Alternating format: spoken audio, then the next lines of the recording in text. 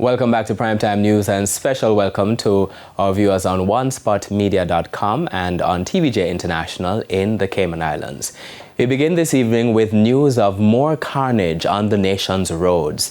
3 people are dead, while 7 others, including 2 toddlers, are being treated in serious condition in hospital after a crash on the Queens Highway near Discovery Bay in St. Ann. Now, the incident happened sometime after 11 a.m.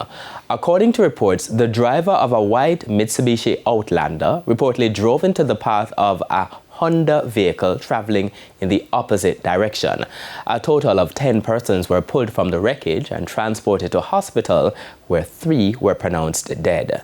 222 road fatalities have so far been recorded this year, 10 more than the 212 for the corresponding period last year.